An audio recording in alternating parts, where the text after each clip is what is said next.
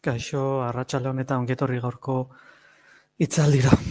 Gaurkoan izenburuan ikusi dezakezun bezala, programa eramangarrien inguruan hitz egingo dugu, bale? Programa eramangarriak dena USB-an. Badakizue, normalean gure ordenagailuan edo zen programa erabiltzeko, normalen izaten da programa deskargatu edo USB-an edo CD batean badukagu edo DVD batean, exekutatu, instalatu eta instalatuta gero orduan erabili, bale? Orduan, gaur ikusiko dugun sistema honekin, pauso batzuk aurreztu egingo ditugu, bale? Orduan, zer dira programa eramangarriak? Programa eramangarriak sistema eragilean ohiko instalaziorik behar ez duten aplikazioak dira. Horrek esan nahi du, ez direla sistemako fitxategiak aldatzen eta ez dela sarrerarik erregistratzen erregistroan. Horren ordez, kanpoko gailu batetik exekutatzen dira zuzenean. USB memoria batetik. Kanpoko disko gogor batetik edo ordenagailuko karpeta batetik. Laburtuta, instalazioak suposatzen duen pauso hori gabe, bale? Programa bat ordenagailuan instalatzen dugunean, gertatzen dena izaten da, ordenagailuko karpeta zehatz batean, programaren karpetak sortu eta kopiatzen dira, eta bestaletik, erregistroan, datu batzuk edo erregistro batzuk sortzen dira, nolabait programa horren inguruan, bale?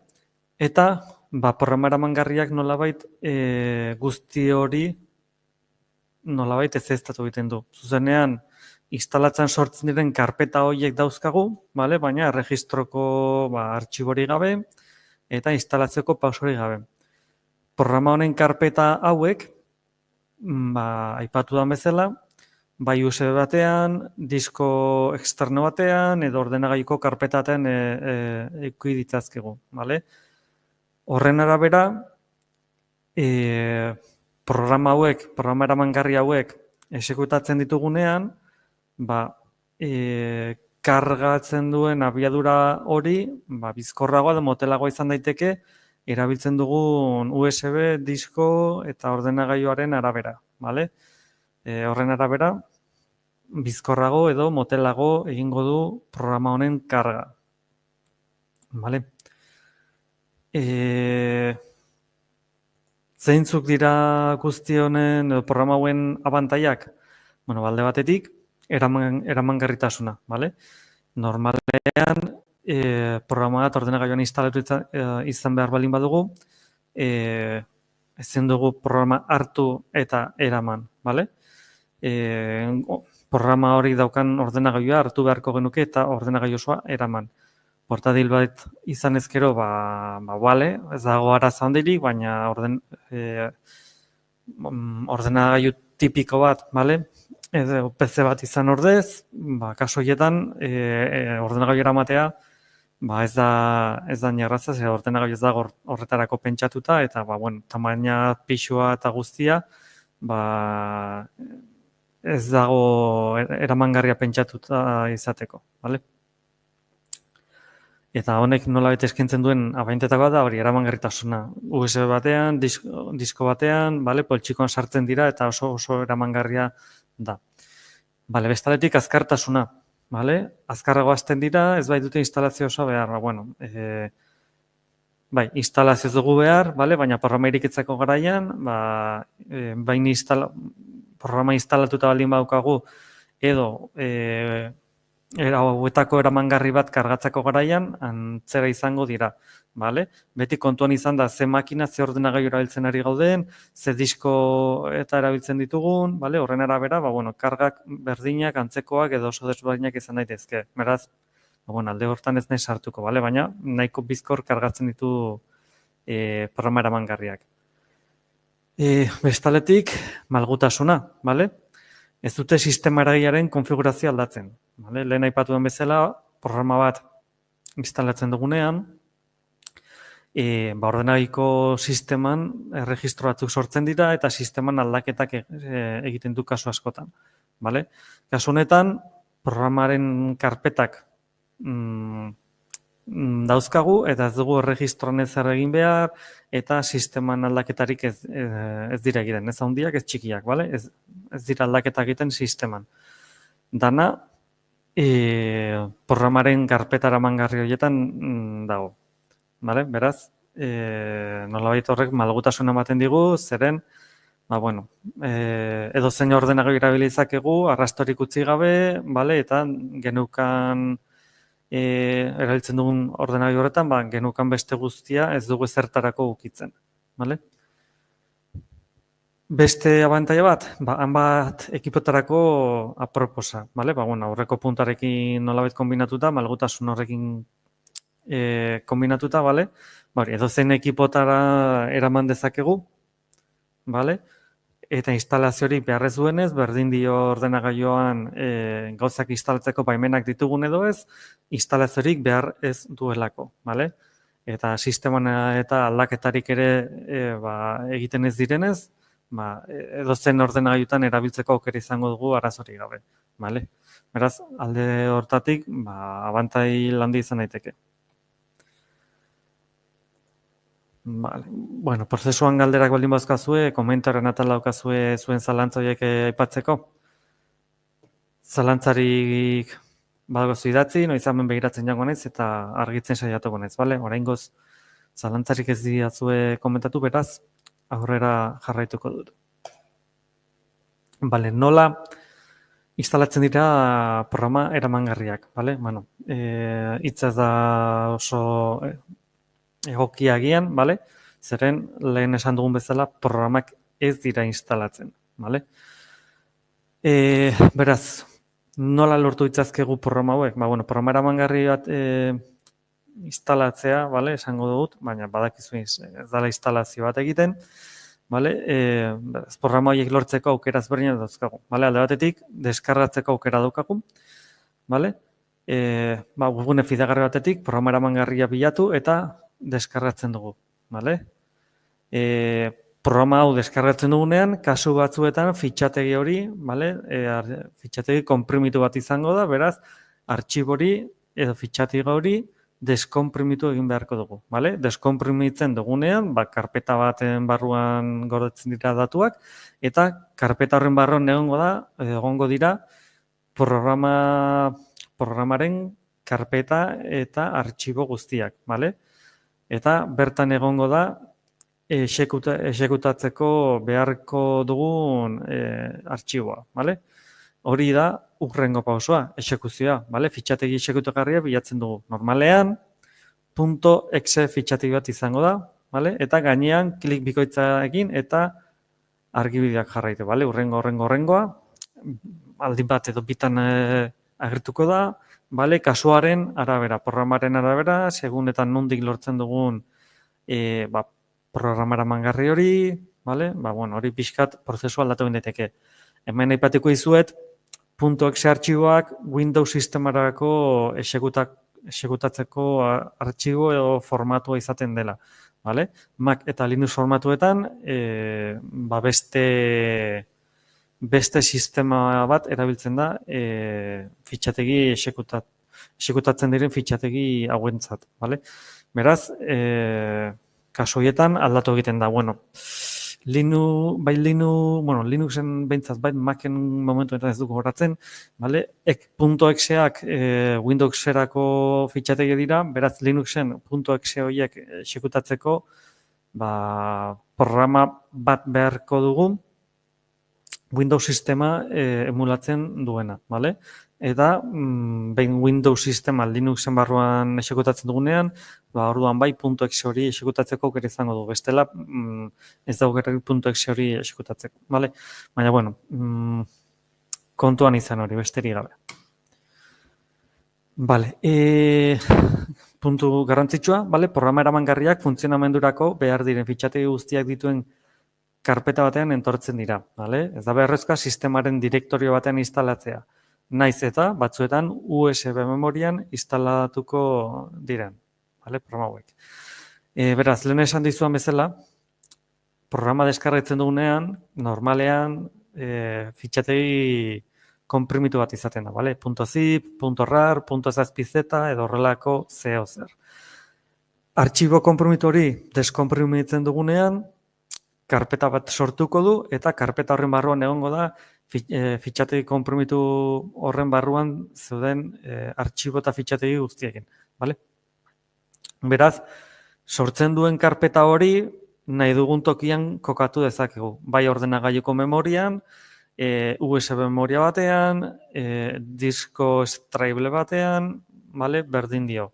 Gauza da, segun eta ze sistematan kopiatzen dugun edo uzten dugun karpeta hori, exekutatzeko garaian bizkorrago motelago ingo du, bale? Teknologia kontuan izan da. Erabiltzen dugun teknologia kontuan izan da.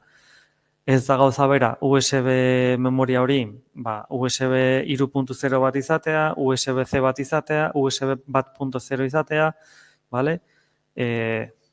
Hau da, erabiltzen dugun teknologia desberdintasunak sortuko ditu, bale?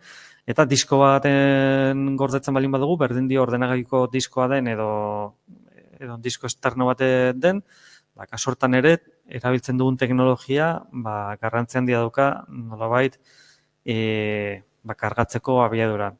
Ez dago zabera SS disko bat edo disko mekaniko bat, bale? Beraz, detaile txiki horiek kontuan izan erabiltzako garaian.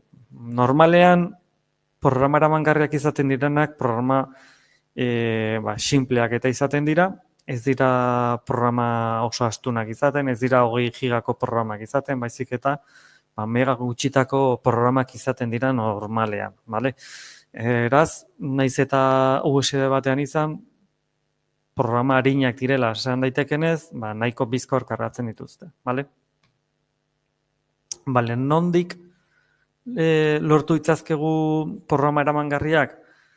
Alde batetik, hemen daukazue, bale? Horri ikustezakazue, portableapps.com, bale? Bertan programa eramangarrietarako plataforma bada, bale? Beraiek ja zuzenean programa batzuk eramangarrieko formatuan bihurtu dituzte eta bertan uzten dituzte deskargatzeko, bale? Eta bestaldetik Nanite edo Ninite hori plataforma hori daukagu, webgune bada, bale? Eta bertan programa eramangarrien pakete pertsonatzatuak sortzeko aukera ematen du, bale? Beraz, webgune horretan sartzen baldin bagara, programa ezberdinen lista daukagu eta lista hortatik ze programa aukeratu nahi ditugun uzten digu, bale? Beraz, lista hortatik guk nahi ditugun programa aukeratzen ditugu eta berak pakete batean sartzen ditu guk aukeratutako programa lista hori, bale? Guk aukeratutako bakarrik. Eta, gero, nolabait, horiek pakete batean sortzen dizkigu eta pakete hori da guk instalatzen duguna, bale? Bueno, instalatu kakotx tartean, bati bezala, bale? Hauek dira bi aukera nolabait nahiko ezagun. Gero, beste bat ematere badago, edo beste batzuk egune askotan igual topatu itzazkizue, legalak ez diren beste aukera batzuk, bale? Photoshop edo horrelako programak ere hortik formatu horretan,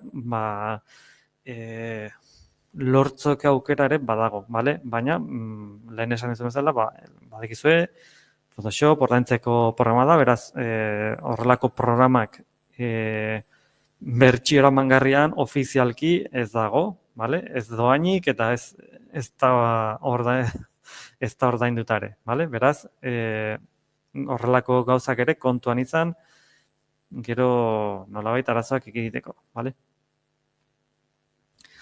Bueno, zen programak lortu itzazkegu formatu eramangarri honetan, normalean, adibidez, navegatzaileak, bale? Google Chrome, Mozilla Firefox, Opera, Microsoft Edge, bale? Kasu honetan, navegatzaile ezberdinak dira, baina danak, azkenen erabilpen berdina emango digu, bale? Webguneak ikuste izango dana. Beraz, hor nahi duguna aukeratu dezakegu, bale? Baina hor, ikusten dizue aukera ezberdin daukagu navegatzaileen artean, ez bakarrik bat, baizik eta kasu honetan, lau aukera ezberdin lortu itzazkegu navegatzaileen artean, bale? Beste aukera bat izan daiteke, suite ofimatiko, bale? Hemen ere, lehen esan bezala, Microsoft Office agian Ofimatikako suite ezagunena da, bale? Eta bertan izango ditugu Word, Excel, PowerPoint, Access, eta abar. Eta kasu honetan, doako aukera bat daukagu, bale? LibreOffice. LibreOffice doako suite ofimatika bat da, eta normalean instalatu egin beharko dugu, bale? Baina kasu honetan ere, doako suite ofimatiko hau, eramangarriko formatu honetan lortu dezakegu, bale? Eta Microsoft Officeen bezala, kasu honetan ere, Wordrekin lan egiteko programa bat izango dugu, Writer izenekoa, Exceleko fitxateiekin lan egiteko beste programa bat izango dugu, bale? Calc izenekoa, bale?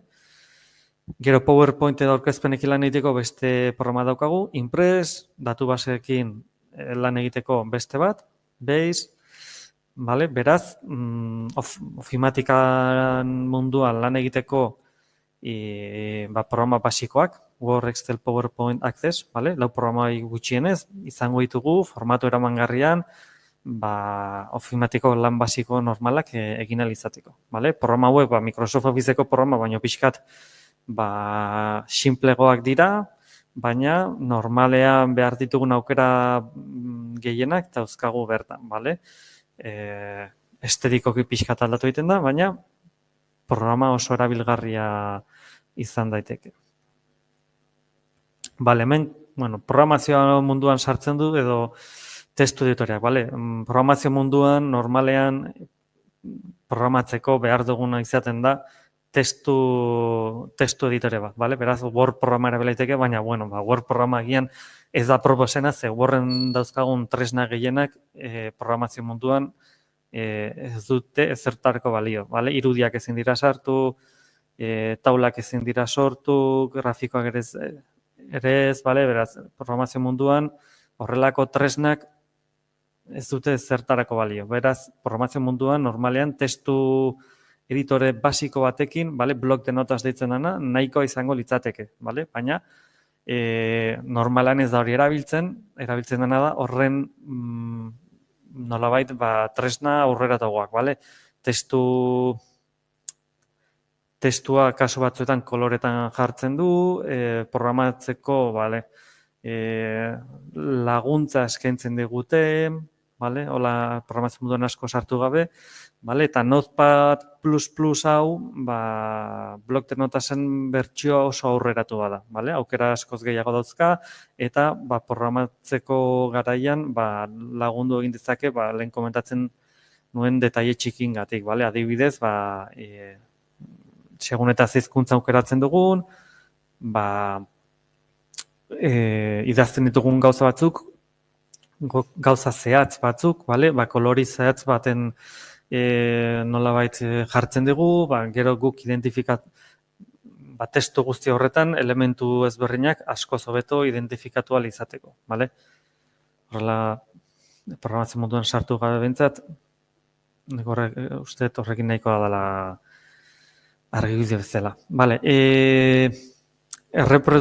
erreproduzitzailean munduan, hau da, nolabait, ezagunetako bat, bideo eta audio formatu gehienekin funtzionatzen duena, bale? VLC Media Player erreproduzitzailea da, bale? Konoaren irudi hori da bere logoa, beraz noizbait programa horren ikonoa edo ikusten bali mazue, programa honen ingurukoa da, bale? VLC Media Player. Nik normalean programa hau erabiltzen dut, oso gomendagarria da, lehen esan dizuedan bezala, ia edozein bideo eta audio formatuekin lan egiten duelako, bale? Noizbait gertatu baldin bazaizue, adibidez Windows Media Playerekin bideoak irikitzen duzunean, bideoren bat, adibidez, agian entzun egiten da, baina ez da ondo ikusten, edo kontrakoa, bideo bat ikusten da, baina audioa ez da behar bezala entzuten, hori izaten da, bideo audio kodekekin arazoak dituztelako eta formatu guztiekin lan egiten ez dutelako. Bale, eta kasu honetan VLC programanek formatu ezberdin askorekin lan egiten dezake. Bale? Bueno, beste mundu batera pasatzen baldin bagara, kasu honetan, posta elektronikoa kudeatzeko mundura sartzen baldin bagara, Mozilla Thunderbird aukera daukagu, bale? Irudian Mozilla Firefox eta Mozilla Thunderbird agertzen dira. Mozilla Firefox lehen aipatu dugu nabigatzailea da, eta Mozilla Thunderbird enpresa berdineko beste produktu ezberdin bada, eta produktu hau kasu honetan korreoa gestionatzeko programa da, bale? Microsoft Outlook programa ezagutzen baldin baduzue, hau antzeko programa da, baina beste enpresa bateko, bale? Eta korreoetak kudeatzeko oso aukera ona izaten da. Gauza da, normalean gu korreoa ordenagailuan irikitzen dugunean, korreoa webgune bidez irikitzen dugu, bale? Webgune bat irikitzen dugu, bai Gmail, bai Outlook, bai Yahoo edo danalako korreo zerbitzua. Eta bertan irikitzen dugunean gure erabiltzaile eta pasahitza sartzen dugu eta gure korre ikusteko aukera emango digu behin identifikatuta. Kasu honetan, Thunderbird korreo gestore bada, bale? Beraz, kasu honetan egiten dena da, edo horrelako programekin egiten dena izaten da, zure kontua konfiguratzen da, zure kontuaren erabiltzaile eta pasahitza sartzen duzu, zure korreoaren enpresaren nolabait zerbitzaria edo adierazi behar diozu, berak jakin dezan ze zerbitzura konektatu behar den, eta hortik aurrera berak zure korreora konektatzen da, eta bertatik korreoa deskargatu dezake, eta bale? Normalean jendeak ez du hau erabiltzen. Enpresatan, bai, gero pertsonalki etxean, nik esango nuke ez, baina hor daukagu aukera ere bai. Irudiak eta editatzeko beste aukera ere izango dugu, bale? Oda, Photoshopen antzeko programa daukagu, GIMP izenekoa, bale? Pertsonalki niretzat asko gustatzen, Photoshopera ohituta nagoelako, eta GIMP, tresna batzuk nahiko ondo funtzionatzen dituzte, beste batzuk ez, baina, detaile txiki batzuk niri pertsonalki zaizki gustatzen. Baina oso tresna potentea da, bale? Eta hau ere, formatu eramangarrian daukagu, bale?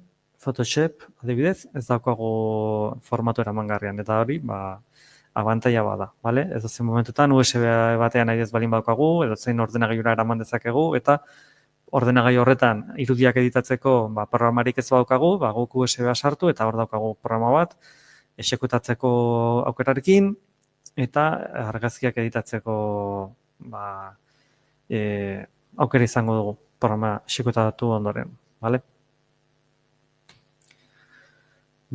Beste aukera nahiko ezaguna esango nukenik, Kodi izeneko aplikazioa da, bale? Kodi multimedia zentru oso bada, bale? Ia dozen motatako multimedia fitxetiak erreproduzitzeko aukera ematen diguna, pelikulak, telesailatik, hasi eta musikaraino. Azkenen, Kodi erreproduzitzaile bat da, bale? Baina hori baino gehiago da, bale? Multimedia plataforma bat dela esantzago da, konsola bat izan galitz bezala, eta bertan gero programa edo pluginak instalatu daitezke, adibidez, Kodiaren barruan, Netflix instalatu daiteke, gure Netflixeko kontua horren bitartez ikusializateko, edo, beste gauza asko, bale? Eta, bertan hori telebista irrati listak sartu daitezke, eta bertan ere jarri daitezke, ikus daitezke, horren bitartez, bale? Nahiko tresna ezaguna dela esan dezakegu, baina denok erabiltzen ez dutena. Gero, hemen daukagu, ordenagailuak garbitzeko beste tresna bat izango dugu, CC Cleaner izenekoa, bale? Eta hau, sisteman lehen aipatu dugu ordenagailuan gauzak eta instalatzen ditugunean, erregistro baten nolabait rastroak uzten dira, bale? Ordenagailu sisteman artxiboak sortzen dira erregistro moduan, eta horrelako gauzak eta borratu edo zabatu alizateko, programa hau erabilizakegu, bale? CC Cleaner bezalako programak, erregistroko gauza arraroak eda ezabatzeko aukera ematen digun programa da. Beraz, nahiko programa gomendagarria, noizean behin gure ordenagailu edo telefonoan pasatzeko, vale, gomendarria izan daiteke. Bueno, beraz, kontuan hartzeko gauzak, vale, eramangarritasuna, vale? Abantaila nagusia da, gure programak edozein USB biltegratzen gaiutan eraman ditzakegula, vale? Berdin dio USB bat, disko extraible bat edozein formatutan esan dezakegu. Horri esker, edozein ordenagailutik sar gaitezke tresnetara eta fitxarietara haiek instalatu beharrik gabe. Vale? Badakizue, kasu askotan gure lantegian edo liburutegi batean, ez daukagu gauzak instalatzeko aukerarik, vale? Baimenik ez daukagu. Bueno, kasu horietan, programatzeatz bat behar baldin badugu gauz batzutarako, instalatu gabe erabili daiteke. Azkartasuna, instalazio osoa behar ez denez, programa eramangarriak azkarrago hasten dira. Bueno, hau komentatu dizuet, hau kasuan arabera egin ditzen daiteke edo ez, vale? Eta bestatik malgutasuna, vale? Windows duen edozein ordenagailutan erabili dezakegu, vale? Konfigurazioa aldatu gabe. Hori oso egokia da administratzailearen baimenik ez badugu edo ekipoa garbi eduki nahi badugu, vale? Hori, azkenen instalazioa behar ez duenik, erregistroak ez ditu aldatzen, sistemako artxiboak ere ez dira aldatzen, vale? Eta baimenik ez daukagun ekipo horietan, gauzak instalatzeko baimenik ez badaukagu, kasu horietarako badaukagu programa eramangarriak, vale?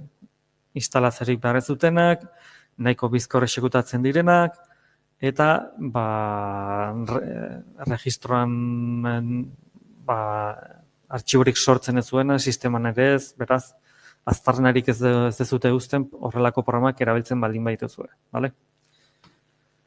Bueno, mila esker gaurkoan hemen gurekin egotagatik, ikusten dudanez, zalantzarik ez didazue aipatu, badakizue hilero, edo astero esan da, hitzaldi berriak izaten ditugula, hilea bukatzeko kasu honetan gaiago daukagu, eta abendurako badauzkagu beste gai batzuk prestatuta, 3 gaiz, abenduan, Gabonetako aste hori gero ez gaude martxan hurrengo urtera arte, baina abenduan gai berriken itxaroten dizuegu hemen.